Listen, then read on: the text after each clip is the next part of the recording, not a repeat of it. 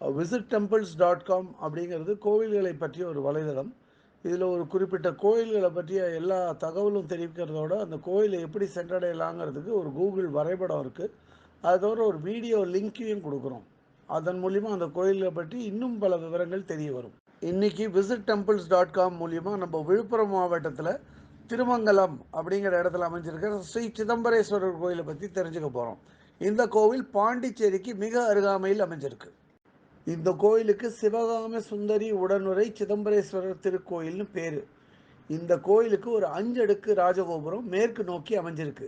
அதே மாதிரி தெற்குப்புறம் வழியாக வர்றதுக்கும் ஒரு நுழைவாயில் இருக்குது. இந்த மேற்கு ராஜகோபுரத்தோட நடுப்பகுதியில் ஏகநாதர் சரபேஸ்வரரோட விக்கிரகங்கள் ரொம்ப அழகாக பொருத்தப்பட்டிருக்கின்றன.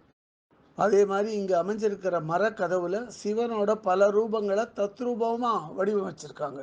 கோயிலுக்குள்ளே நுழையும் போது மூலஸ்தானத்தை நோக்கி ஒரு பலிபீடம், ஒரு உயரிய ஒரு துவஜஸ்தம்பம் இருக்குது. அதே மாதிரி நந்தி வாகனமும் மூலஸ்தானத்தை நோக்கிய வண்ணம் அமைஞ்சிருக்கு. மூலஸ்தானத்தில் சிவபெருமான் ஸ்ரீ சிதம்பரேஸ்வரரா சுயம்பு சிவலிங்கமாக கம்பீரமாக மேற்கு நோக்கி காட்சியளிக்கிறார். தெற்கு நோக்கி இருக்கும் சன்னதியில் சிவகாம சுந்தரி அம்பாள் நின்ற வண்ணம் பக்தர்களுக்கு காட்சி தராங்க. அவங்க கால் பாதத்து பக்கத்திலேயே மகாமேரு யந்திரம் வச்சு பூஜிக்கிறாங்க. இந்த கோயில் பூகோள ரீதியாக திருவண்ணாமலை அருணாச்சலேஸ்வரர் மற்றும் சிதம்பரம் நடராஜர் கோயிலோட நேர்கோட்டில் அமைஞ்சிருக்கிறதுனால ரொம்ப முக்கியத்துவம் பெறுறது. இந்த கோயிலில் மகாலட்சுமி, காசி விஸ்வநாதர், விசாலாட்சி, கஜலட்சுமி, சரஸ்வதி இவர்களுக்கு தனித்தனி சன்னதிகள் இருக்குது. அதற்கு எதிர்ப்புறமாக விநாயகருக்கும் ஒரு தனி சன்னதி இருக்குது.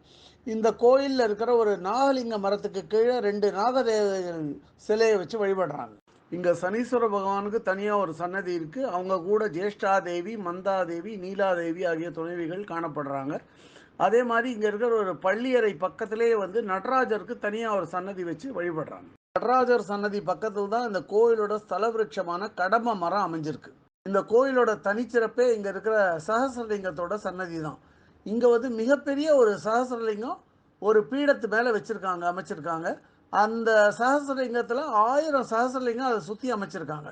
அதோட உச்சத்தில் ஒரு 8 சிவலிங்கம், மொத்தமாக சேர்த்து 1008 சிவலிங்கம் இந்த சகசிரலிங்கத்தில் உள்ளடங்கி இருக்கு.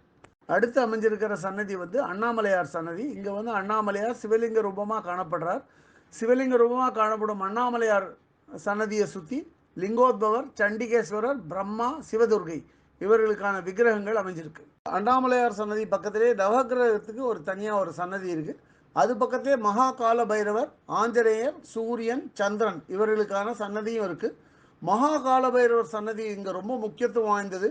தேய்பிரை அஷ்டமி நாட்களில் இங்கே மிக சிறப்பான பூஜைகள் நடத்தப்படுகின்றன. இங்கே அமைஞ்சிருக்கிற ஆஞ்சநேயர் சன்னதி மிகவும் சிறப்பு வாய்ந்தது.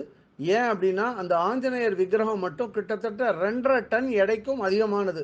அந்த ஆஞ்சநேயர் சன்னதிக்கு நேர் எதிரில் தன்வந்திரிக்கு ஒரு தனி சன்னதி இருக்குது. தன்வந்திரி ரொம்ப முக்கியத்துவம் வாய்ந்தவராக கருதப்படுறாரு. ஏன்னா அவர் உடல் நோய்களை கட்டுப்படுத்தும் ஒரே மருத்துவ கடவுளாக அவர் கருதப்படுறார். இங்கே அமைஞ்சிருக்கிற தியான மண்டபம் மிகவும் சிறப்பு வாய்ந்தது. இது ஒரு எண்கோண வடிவத்தில் அமைஞ்சிருக்கு. இதன் மேற்கூரைகள் 21,600 கூரை ஓடுகளால் ஆனது. அது என்ன அப்படின்னா 24 மணி நேரத்தில் ஒரு மனுஷன் சுவாசிக்கிற சுவாசத்தின் எண்ணிக்கை. அதே மாதிரி இந்த தியான மண்டபத்தில் ஒரு மரத்துக்கு கீழே ஒரு பாபாஜியோட ஒரு விக்கிரகமும், அந்த சுற்றுப்புற சுவர்களில் முனிவர்கள் மற்றும் சித்தர்களின் விக்கிரகங்களும் வச்சு வழிபடுறாங்க.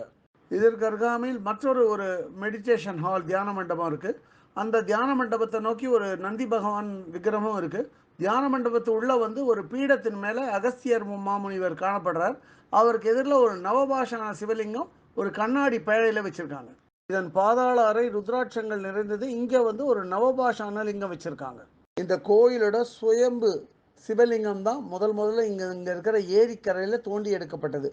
இந்த சிவலிங்கம், சண்டிகேஸ்வரர் விக்கிரகம், நந்தி பகவான் விக்கிரகம் இது 3ம் தான் இங்கே முதல்ல கீற்றுக்கொட்டையோட முதல்ல ஆரம்பிக்கப்பட்டது. இதை ஆரம்பித்து இன்னைக்கு இவ்வளவு தூரம் இந்த கோயில் வளர்ந்து இவ்வளவு பிரம்மாண்டமாக கட்டப்பட்டதற்கு முழு முதலும் ஒரே காரணமும் ஸ்ரீ கணேச தேசிக சுவாமிகள் தான். இவர் தான் இந்த கோயிலை கண்ணும் கருத்துமாக கவனிச்சுட்டு வர்றார். ஹிஸ் ஹோலினஸ் திரு கணேச தேசிக சுவாமிகளுக்கு இந்த கோயில் நிர்வாகத்தில் துணை புரிபவர் திரு வி தரணி. இவருக்கும் நமது பாராட்டுதல்கள். இந்த கோயிலை பற்றிய ஏனைய விவரங்கள் தெரிஞ்சுக்க விரும்புகிறவங்க visitTemples.com அப்படிங்கிற இணையதளத்தில் போய் இந்த கோயிலை பற்றி எல்லாமே படித்து தெரிஞ்சுக்கலாம். இதுவரை இந்த காணொளியை கண்டும் கேட்டும் மகிழ்ந்த பக்தர்களுக்கு visitTemples.com சார்பாக ராகவாச்சாரியின் நன்றிகள்.